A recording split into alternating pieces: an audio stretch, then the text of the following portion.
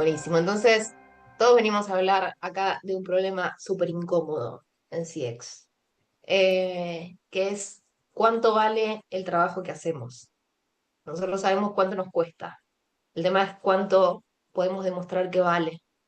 Y, y eso, lamentablemente, tenemos que demostrarlo con montos de dinero, ¿no? Hoy nos pasa que nos cuesta mucho explicar cuál es el impacto, nosotros lo sabemos, pero nos cuesta mucho explicar el impacto de lo que hacemos los, en el revenue de la compañía, que no podemos priorizar las inversiones con criterio económico. Nosotros vamos con nuestras intenciones, con nuestros planes de trabajo, con nuestra priorización de acciones y nos cuesta saber por dónde empezar, cuál va a ser la que genere mayor ingreso a la compañía y sobre todo que nos hagan un lugar en la mesa, ¿no? Nos invitan siempre a lo último, cuando la decisión ya está tomada, porque nos falta ese lugar estratégico en esa mesa de decisiones donde las toman los que tienen justamente el poder sobre las decisiones económicas. Entonces, esto surge principalmente a partir de este cambio, está en plena transformación, ya viene hace años en una transformación bastante sustancial. En principio, nosotros antes medíamos satisfacción, medíamos NPS, teníamos nuestras métricas, nuestros KPIs, hablábamos de cómo vivía el cliente la experiencia, hablábamos de journeys, hablábamos de arquetipos, teníamos nuestras percepciones cualitativas, analizábamos comentario por comentario antes de la IA, y hacíamos nuestros informes trimestrales, mensuales, periódicos. El que tenía suerte lograba presentarlo al C-Level con un poquitito más de frecuencia. Hoy ya no nos alcanza con eso, porque la compañía que se queda solamente en eso nunca puede inferir en lo que realmente pasa con esa experiencia. Se queda solamente midiendo, no la puede transformar jamás. ¿Por qué? Porque no tenemos realmente los recursos que necesitamos para poder modificarlo.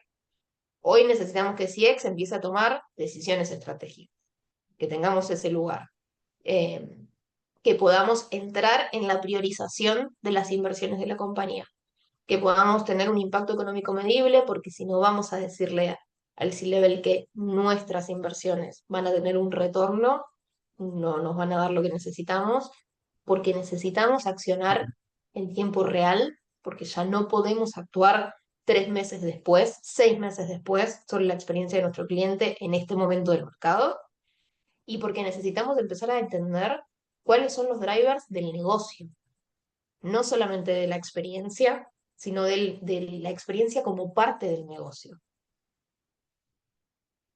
Y acá hay un dato que también a nosotros nos gusta mucho compartir y es que el detractor, nosotros ya sabemos que el detractor no es solamente un cliente insatisfecho, creo que los 90 que somos en esta reunión, 100 ya.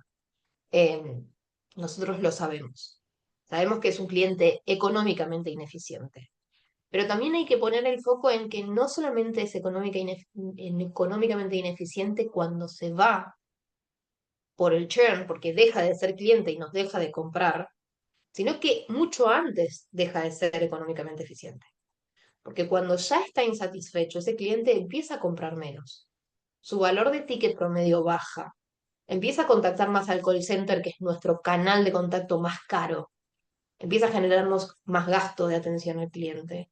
Eh, hay menor intención de recompra, deja de recomendarnos, hay mayor probabilidad de churn. Entonces, todo ese impacto en el revenue, todo ese impacto económico, no lo estamos midiendo prácticamente en ningún caso. Estamos midiendo sí el churn, estamos midiendo las bajas de esos clientes detractores, pero tenemos un montón de impacto económico anterior que no estamos teniendo en cuenta. Entonces, la fórmula que hay que tatuarse, dice Fer Mm. Straminsky, nuestro experto. Revenue en riesgo. Y acá sí, le voy a dar el pase a- al que más sabe del tema, Gracias, y él nos va a Romy. empezar a contar un poco sobre esto que es súper interesante y que se empieza a poner más complejo. Así que bueno, necesita foco atencional, mucha carga cognitiva. Esto sí, Vamos. yo también me lo voy a decir, Fer. Esto, hasta Sí. acá viene una parte que todos más o menos vamos captando. Ahora viene una parte que además mete un montón de cuestiones de lógica y de matemática y demás. Entonces, la propuesta ahora es tratar de concentrarse y si no pudieron cazarlo hoy, vamos a tener esta grabación para que la vuelvan a ver y que la vuelvan a poder aprovechar. Y además seguramente a quienes interactúen con nosotros les vamos a poder mandar un resumen también con algo de esto para que lo puedan seguir incluso con mirando de vuelta la presentación y el video. Listo. Dicho esto, Dale, buenísimo. antenas paradas. Ahí estamos. Bueno, la idea es también plantear esto desde la cuenta del almacenero hasta la versión más sofisticada, ¿no? Vamos a tratar de ir paso por paso y en cada uno de los pasos tener esas tres visiones, decir, bueno, ¿qué me puedo llevar del webinar para por lo menos hacer una cuenta simple, en mi caso, y entender, con obviamente un cierto margen de error, pero entender dónde estoy parado?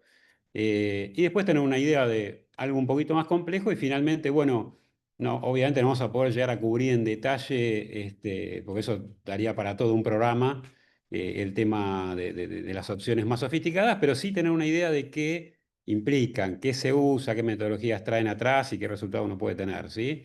Entonces, la fórmula con la que hay que, como digo, la que hay que tatuarse es esta, ¿no? Revenue en riesgo es clientes con mala experiencia por el valor futuro. Ahora vamos a ir viendo cada punto, ¿no? El valor futuro. Acá me anticipo un poquito, y nos estamos refiriendo al valor no de toda la vida del cliente, sino en el momento que estamos parados, en la foto del momento que estamos parados ahora, bueno, cuánto estimamos que ese cliente todavía va a vivir con nosotros y va a poder aportar valor y nosotros obviamente con nuestro producto o servicio, ¿sí?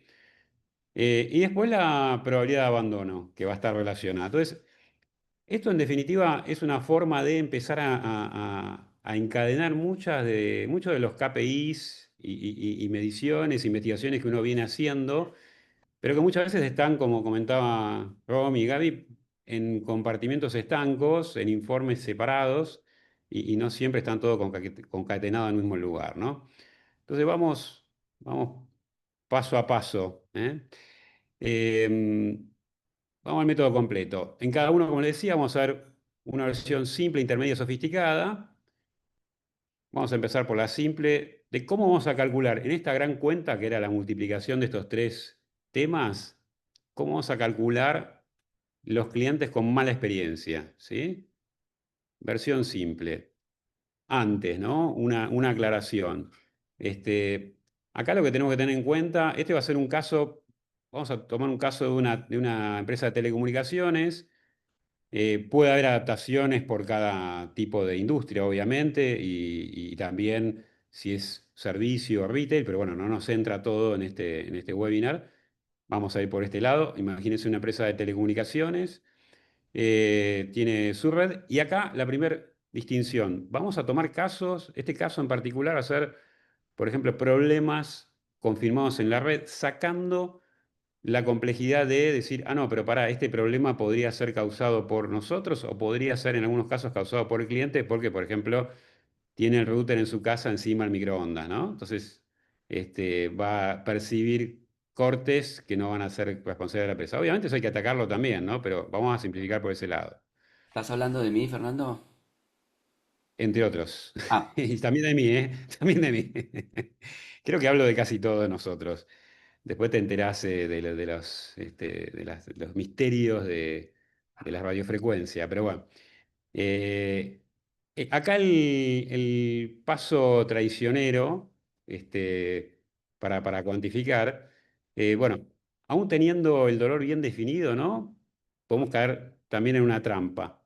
Y es, estamos parados ahora, para darles un poco más de contexto, en la famosa encuesta de NPS o CSAT, ¿sí? Donde los vamos a empezar a usar para decir, bueno, cuenta simple, cuántos clientes están afectados por este problema en particular, una problemática que tengamos con la red, que el 20% de los que nos están diciendo que tienen un determinado problema, hay que tener en cuenta que no son exactamente el 20% de los clientes, ¿sí? Si bien uno quiere proyectar eso, y por ejemplo en un caso de una base de 1 millón de clientes, responden, supongamos, un 8% de la cartera, y un 20% de ese 8% nos dicen, tengo ese dolor en particular, no sé, se cortó, no estoy teniendo buena señal, supongamos, ¿no?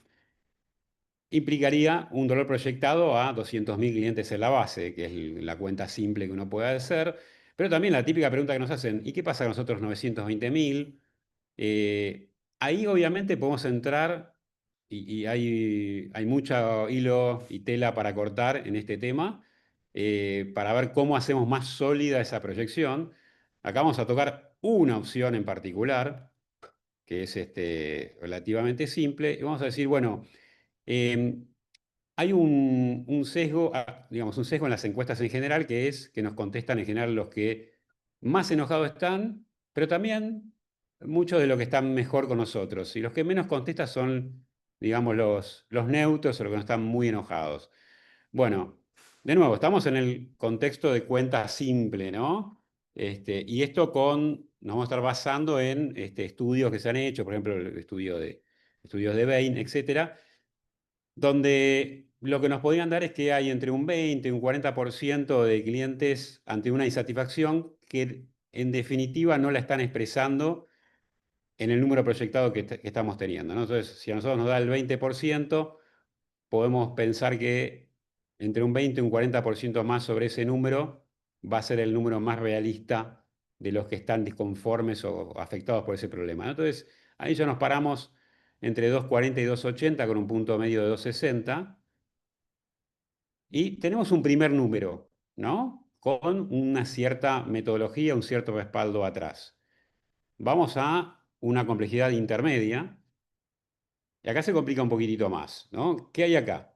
Esta, este cuadrante lo que está explicando es en las filas, la fila de arriba dice si en la red de la empresa de telecomunicaciones hubo un evento confirmado o un evento, un problema, ¿no? Confirmado o no, ¿no? Hay clientes que no fueron afectados por un evento y clientes que sí fueron afectados. Todo lo de la línea superior sí fueron afectados. Y después las columnas nos dicen lo siguiente. La primera columna es clientes que no respondieron directamente a la encuesta de NPS o el CSAT.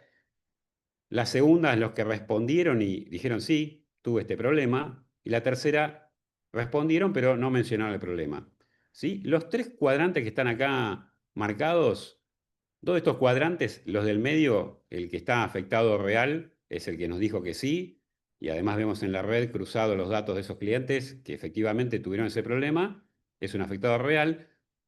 El punto D serían, sí nos dice que tuvo el problema, en la red no lo detectamos, bueno, ahí es un punto para empezar a investigar un poco más, pero en la percepción del cliente está el problema. Y después se le suman los que no respondieron, pero sí los vemos que están afectados. En ese caso, lo que se hace, la estimación digamos, tiene un poco más de sustento, ahí les pongo un poco el origen, la fuente, ¿no? Es lo que le llama reweighting, ¿no? Que sería como un rebalanceo. ¿Qué se hace? Decir, bueno, se toman los clientes. Se trata de entender los arquetipos de los clientes que fueron afectados realmente, ¿sí? O sea, por ejemplo, en qué proporción correspondían a una cierta región, en qué proporción tenían determinadas características de comportamiento, de llamados, etcétera. Lo más extensivo posible y se buscan grupos similares en el grupo que estuvo confirmado, en el que sería el grupo A, ¿no? Que tuvo un evento pero que no contestó la encuesta. Entonces de ahí vamos a poder sacar un número adicional y vamos a tener, en teoría, un poquito más de precisión. Entonces, estamos con los afectados reales, los A más C y los D, eso sumarían los que podemos estimar en este intermedio. Bueno, y en el sofisticado, ya nos vamos un poquito más ahí, lo que podemos tomar es data operativa, ahí tomamos toda la data operativa de la red, lo que pasa con los modems, etcétera.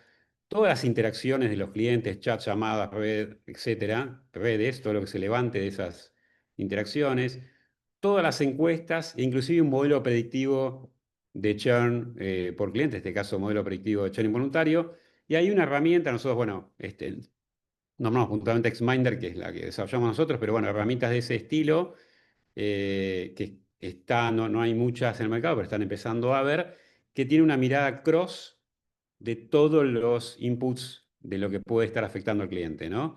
En ese caso, lo que van a estar haciendo es algo similar a lo que vimos en el caso anterior, pero con un análisis muy minucioso, caso a caso, con mucha más evidencia, porque tenemos también un montón de fuentes más. Entonces vamos a tener, por un lado, una posible, digamos, estimación mucho más certera de todos los clientes que fueron afectados por esos problemas. Imagínense que con este tipo de herramientas nosotros podemos estar cargando una encuesta, ¿no? Esta misma encuesta que hablábamos de su satisfacción, por ejemplo, con, no sé, el nivel de señal, que puede ser la problemática que vamos a analizar, y estar traqueando en todas las redes sociales, especialmente en todo lo que es llamados y chats, donde los podemos tener identificados, eh, automáticamente ver quiénes también estuvieron afectados, o por lo menos dicen que estuvieron afectados, nos lo expresaron de alguna forma, y cruzarlo con los datos duros de la red, y además cruzarlos con un modelo de churn predictivo, ¿sí? Bueno, eso en lo que nos daría es el valor mucho más preciso. Todavía lo que estamos analizando son la cantidad de clientes con mala experiencia, ¿sí? ¿Hasta ahí vamos bien? Seguimos. Sí, perfecto. Entonces, esto sería como la síntesis, ¿no? En el primero vimos más o menos que podemos estar entre 200 y 240 mil. En el intermedio, en un caso, esto lo hicimos con un caso particular, con datos reales, pero más o menos para que tengan una idea, nos da 230 mil, en el sofisticado nos da 255 mil. ¿Sí? Entonces, nada, como una heurística, supongamos, y vamos a hacer el cálculo simple, vamos a tomar lo que estaría más a mano rápidamente, y para tratar de ser conservadores, 200.000 clientes afectados, ya tenemos el primer número de la cuenta. ¿Sí?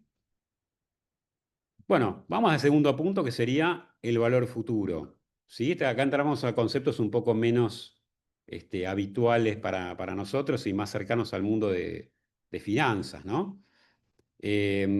Vamos al simple. Lo que le llamamos lifetime value, ¿sí? Que eso seguramente muchos de ustedes lo han escuchado, es el valor económico, en definitiva, que nos aporta cada cliente, y obviamente se puede sacar un promedio en toda su vida como con nosotros, ¿no? Que es la base normalmente que se toma para el ROI. Pero ¿qué pasa? Como le decía antes, ¿no? Al principio, eh, está mal tomar el lifetime value, el customer lifetime value completo, porque la realidad es que no estamos en el momento cero de nuestros clientes, estamos en un momento dado para cada uno en una foto en un momento puntual, ¿sí? Entonces, lo que vamos a tomar es una medida que se llama Future Lifetime Value, ¿sí? Es parados en el momento actual, qué es lo que nos va a traer cada cliente en función de la vida útil todavía que le quede con nosotros, ¿sí? Em, entonces, acá estamos haciendo un doble clic en este Future Lifetime Value, ¿sí?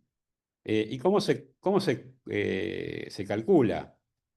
Se toma lo que es, ahora les voy a explicar por las dudas, ¿no? Cada uno de estos indicadores. Se toma el ARPU promedio. Estamos ahora en el modelo simple, ¿no? Modelo cuenta almacenero. El ARPU promedio, ¿no? Que sería el revenue, la facturación promedio por cliente, ¿sí? Em, por año, ahí sí tomamos el promedio abierto. Se toma también el margen, ahí tenemos que ver con finanzas, bueno, ¿cuál es el margen promedio a nivel compañía, ¿no? Porque obviamente tenemos costos y el ingreso es lo que nos interesa ver, y más para cuantificar y monetizar, es decir, bueno, ¿cuánto se queda la compañía de ese ARPU? Y después se lo multiplica también por, bueno, ¿cuál es la vida remanente en años? ¿Sí? El cálculo de almacenero de esto sería la fórmula 1 dividido churn, ¿sí? Entonces, por ejemplo, si nuestro churn anual es del 20%, que acá es lo que tomamos como un número de ejemplo, que muchas veces no está muy alejado de la realidad, ese 1 dividido 20% nos da 5, o sea, lo que quiere decir que tenemos un promedio, en promedio nuestros clientes viven con nosotros 5 años, ¿no? Y esta cuenta termina dando $500 por cliente. Que tampoco se aleja mucho, muchas veces en América Latina se puede estimar, depende, ¿no? Del producto o servicio y el target, entre 250, en promedio de 500, en muchos casos hasta 800 o $1000, en los casos más de segmento alto. Pero bueno, esto ya nos da una idea. En cada una de estas yo podría obviamente hacer un doble clic y por qué la vida permanente se calcula de 1 de churn, pero bueno, no, si nos metemos tanto, no vamos a poder cubrir lo que queremos ver. Eh, Después vamos al intermedio, ¿sí? Acá se le pone un poquito más de complejidad, porque la fórmula anterior lo que tomaba en cuenta era que como si todos los clientes se nos estuvieran yendo a un mismo ritmo, ¿sí? En un mismo ritmo en cada momento de su vida como cliente, ¿sí? Y eso no es cierto.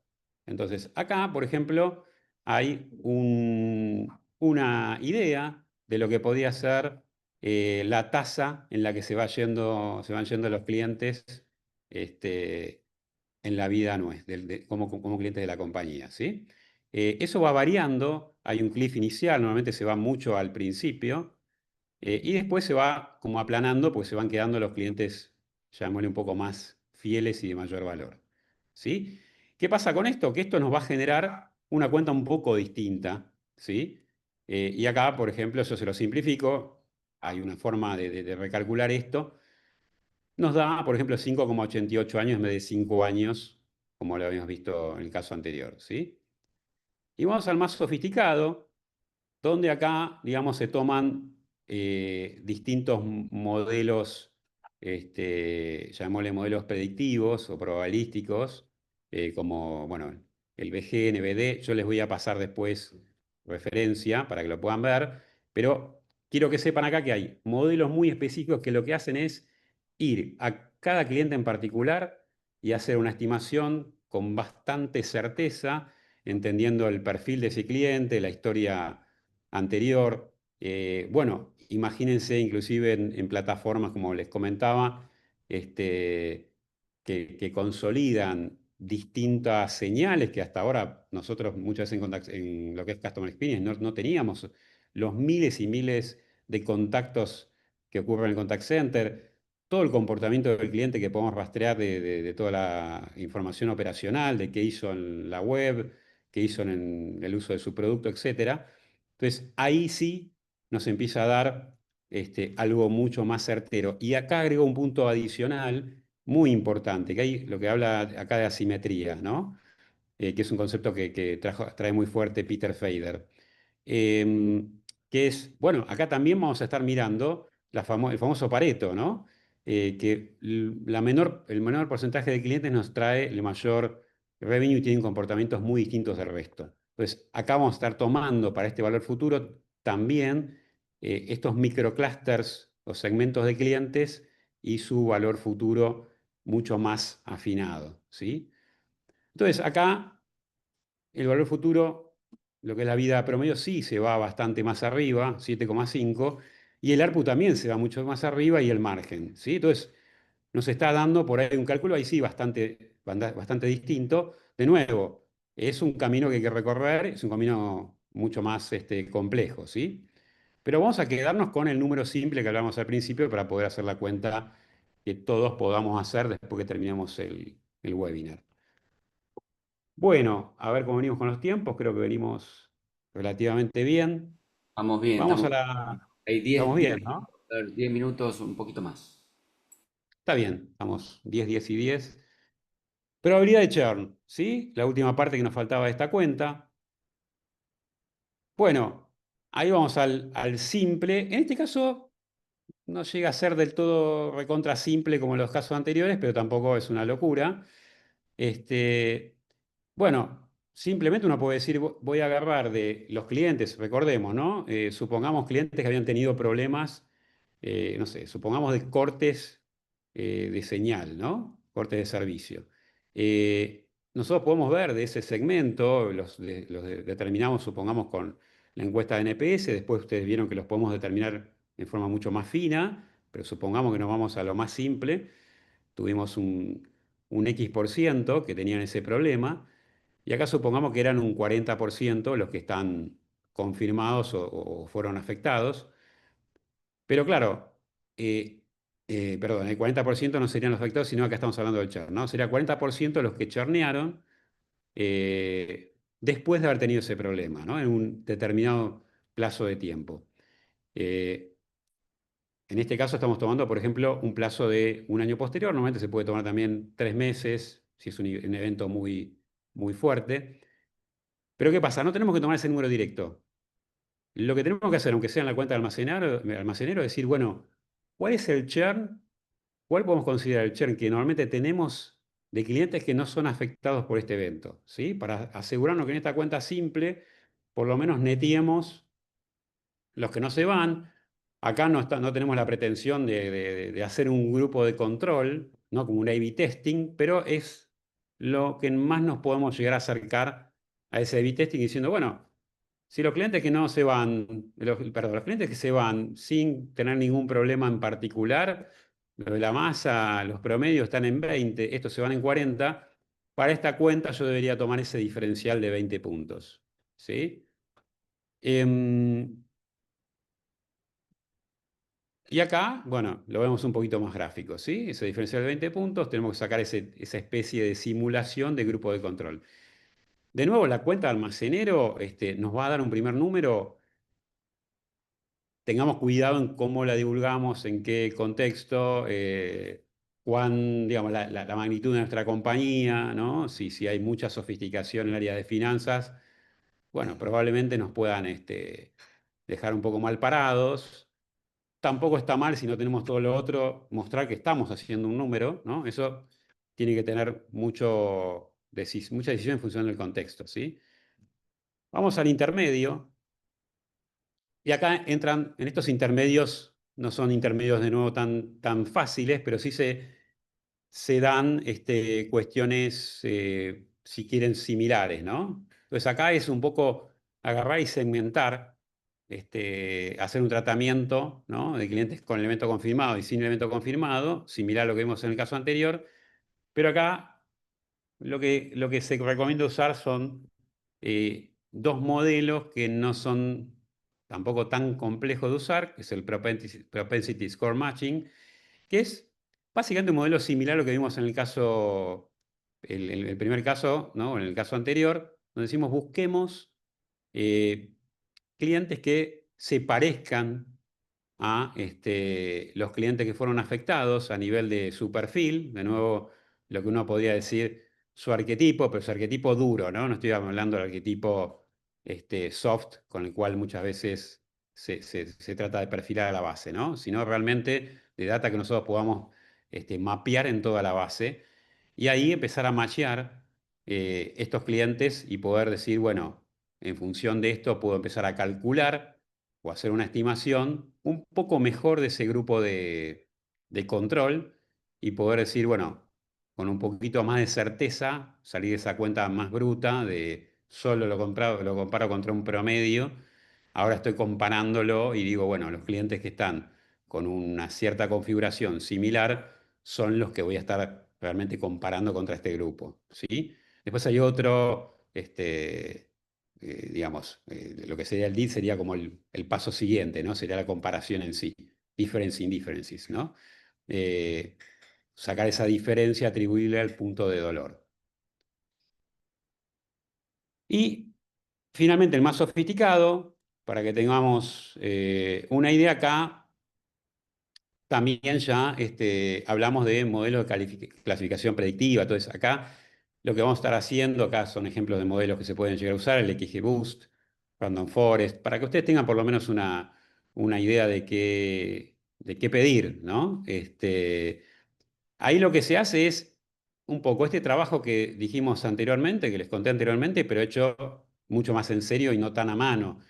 En el caso por ahí segundo, siempre en el caso intermedio, son cosas que uno podría llegar a hacer mediante queries, no digo simples, pero se las puede uno rebucar con queries. En estos casos ya realmente lo que vamos a estar haciendo es implementando modelos predictivos serios con todo lo que tiene que ver aparejado, lo que viene aparejado con un modelo predictivo.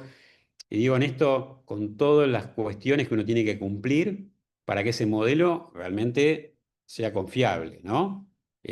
Ahí yo, por ejemplo, les voy a dar un ejemplo. Un modelo que, por ejemplo, no está excluyendo algún evento, como por ejemplo, que pueda ser autopredictivo, como por ejemplo, un cliente que no sé, dentro de lo que yo estoy mirando de contactos de baja, estoy queriendo traquear todo, de repente me encuentro con, obviamente, los clientes que tienen una intención de baja.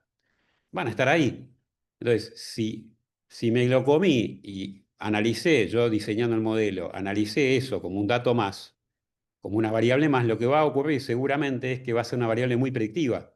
Obviamente, pues si me está pidiendo la baja, la probabilidad después de que a los 30 días, supongamos como una ventana razonable de predicción, efectivamente esté dado de baja, bueno, va a ser muy alta. Ni que hablar con estos modelos, bueno, estas plataformas como el caso del contado de Xminder, donde van a saber inclusive si se retuvo o no a nivel fehaciente, si el cliente con qué sensación se quedó. Entonces, todavía va a tener mayor precisión, ¿sí? Entonces, esa presión, justamente en este caso, la vamos a tener que evitar en este modelo porque el modelo lo que no quiere es, digamos, tenemos que evitar el famoso chocolate por la noticia. Si vos me vas a estar haciendo una predicción basándome fuertemente en los clientes que ya me están pidiendo la baja, realmente no me sirve de mucho. Yo lo que tengo que saber es, bueno, justamente quiénes nos van a estar pidiendo la baja antes de que llamen y que se contacten para poder tomar medidas preventivas, ¿sí?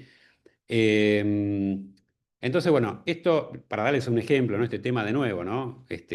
Hay cursos enteros que pueden tratar para hacer un modelo predictivo bien hecho, pero por lo menos está bueno tener este contexto de que esa sería la situación más compleja y ese modelo nos va a aportar un scoring. Acá un ejemplo es decir, bueno, ese scoring, cuando un score de un cliente que va a ser, supongamos, entre 0 y 1, que puede ser similar a 0 y 100, 100% es el cliente que sí o sí se va a ir.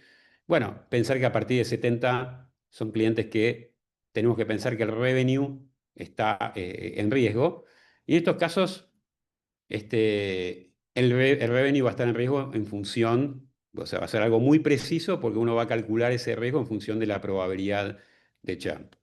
Bueno, entonces, acá, para ir sintetizando, ¿no? Em, tenemos como un poquito el cálculo final, ¿no? Que hablamos de 20% de 200.000 clientes, que lo vemos en el cálculo simple, por $500 que pensamos, o sea, la cantidad de clientes afectados por el monto que estimamos que podríamos perder si esos clientes se van, por la probabilidad de que se vayan, que este era el 20% diferencial que hicimos en la primera cuenta, y acá ya tenemos el revenue en riesgo de 20 millones de dólares por un dolor técnico específico, ¿sí? Bueno, ¿cómo se lo podemos contar al CFO? ¿No? En este caso, obviamente, se lo podemos contar, si se lo podemos contar con los casos intermedios y sofisticados, genial, pero sería más o menos la misma forma, decir, bueno, acá tenemos estos 20 millones que estamos potencialmente perdiendo por este problema, con lo cual acá podemos plantear un caso de negocio y decir, bueno, tenemos que encontrar algo que implique o que nos permita resolver ese problema con menos de 20 millones, ¿no? Obviamente. El 10% del revenue anual de la operadora, ¿no? O sea, uno puede decir, mirá que mirá el impacto que tiene, mirá el impacto que tiene en cantidad de clientes que podemos perder y podemos compararlo con el costo de adquisición. Bueno, una idea de magnitud respecto al presupuesto. Bueno, ese tipo de cosas nos van a ayudar como a traducirlo, ¿sí? Pero ya estamos empezando a hablar el lenguaje del CFO y del CEO y del top management, ¿no? Que cosa que muchas veces no hacemos. Y mientras no lo hagamos, vamos a quedar mucho más en el laboratorio y menos en la mesa de decisión, ¿no? Bueno, ya para ir cerrando, ¿no? Un poco la lista negra, por lo menos también enfocarnos en qué cosas no tenemos que hacer, qué tenemos que evitar, ¿no? Entonces, por ejemplo, hay que tener en cuenta el tema de la definición del dolor con ambigüedad de atribución, ¿no? O sea, problemas con Internet, si hacemos algo muy abierto, parte de eso va a ser problema nuestro, parte de eso va a ser problema por ahí del cliente, entonces ahí la solución que vamos a plantear en el business case o bien toma esas dos circunstancias, o bien abrámosla a algo que sepamos exactamente cuál es el origen y que lo que estamos planteando como solución lo puede atacar. Y les agrego una cosa más, que tampoco se habla mucho de esto, porque nosotros en general en CX nos hemos convertido en máquinas de arreglar problemas, así en forma casi automática, pero también tenemos que pensar si cada uno de estos problemas es un problema porque hay algo que realmente está roto en la experiencia, o un problema porque el cliente, en definitiva, no es un match de la propuesta de valor, ¿no? Eso va a pasar también. Si vamos al caso súper simple, ¿no? Se está quejando del precio. Bueno, puede ser que en algún caso esté ok y en algún caso también tenga que ver, sea tan grande que nos esté avisando a nosotros que nuestra propuesta de valor viene mal. Pero muchas veces no, entonces tenemos que también hacer esa distinción, ¿sí? Se puede proyectar linealmente el NPS en toda la base, sin corregir el sesgo de no respuesta, es un problema, ¿sí? Lo que hablamos al principio. Hay que trabajar ahí. Después, bueno, usar el LTV en vez de FLB, como vimos, es un problema también, hay que evitarlo, ¿no? Olvidar el grupo de control para medir el churn diferencial. Algún grupo de control, aunque sea de almacenero, tenemos que calcular, ¿no? Y después tratar de traducir esto al lenguaje del CFO. Bueno, Romy, voy a dejar de Gracias. presentar acá. Vale, Muy voy bien, yo. a Miki con el tiempo te quiero decir, ¿eh? Sí, Muchas admirada, gracias, profe Entonces, Gaby. nos estupefactos. sorprendiste. ¿Viste? No me tenían fe. No, pero está bien. Bueno, nada, un poco para ir cerrando teníamos esta reflexión, ¿no? Que en el futuro no tan lejano, en el futuro de hoy, las organizaciones que van a liderar en CX no van a ser las que midan mejor, van a ser las que mejor traduzcan a impacto económico. Y con esto les queríamos contar un poco qué es lo que hacemos, cuál es nuestra propuesta de valor con DX. Desde DX como consultora, nuestra propuesta es muy transversal. Nosotros hacemos diagnóstico de programas BOC, de programas BOE, de experiencia del cliente general, de analytics. Trabajamos estrategias, trabajamos diferentes frameworks nuestros, nos adaptamos a frameworks de distintas compañías, hacemos diseños, hacemos blueprints, trabajamos implementaciones tecnológicas, obviamente, somos partners de Qualtrics, de Salesforce, tenemos nuestra propia herramienta que es Xminder, que trabaja con IA generativa, trabajamos programas de cultura, programas de adopción, de transformación interna, somos un poco de todo, somos muy talentosos también, debemos decir. No está bien que digas eso. Eh, Para mí hay algo para decir de DX, y es que a veces somos como una especie de músculo que falta en los equipos. Entonces, la verdad es que uno quisiera poder mostrarle esto al CFO, pero te falta músculo, como dice Fer. Nos convertimos en máquinas de resolver problemas y apagar incendios. Entonces, por ahí nosotros, parte del valor que podemos agregar es acompañar para poder armar una propuesta en conjunto con ustedes y decirle al CFO, mira, que ustedes les puedan mostrar y puedan sentarse en la mesa a discutir. Por ahí lo vengo viendo mucho en todas las empresas que venimos laburando, que esto es algo que se aprecia mucho, ese músculo adicional para poder ocuparse de otras cosas que no son lo inmediato, ¿no? sí, totalmente, Javichu. Y también adicionales, esto que vimos hoy en CX Economics es la metodología, la teoría. Nosotros esto lo llevamos a la tecnología también, que es otra de las partes difíciles, porque esto no fue fácil, lo que vimos hoy claramente, pero también llevar esto tecnológicamente a escala es muy complicado. No nos entraba en el webinar, claramente lo intentamos, pero no pudimos. Entonces, si quieren ver una demo de cómo nosotros podemos llevar esto a Qualtrics, a Xminder o a distintas herramientas tecnológicas, pueden escanear este QR y agendar una demo. Gracias, Muchas Pedro. gracias. Exacto. Bueno, Gracias. Estamos en contacto. Gracias. Gracias a Que todos, estén que bien. estén muy bien. gracias a todos. Gracias. Chao, chao. Gracias.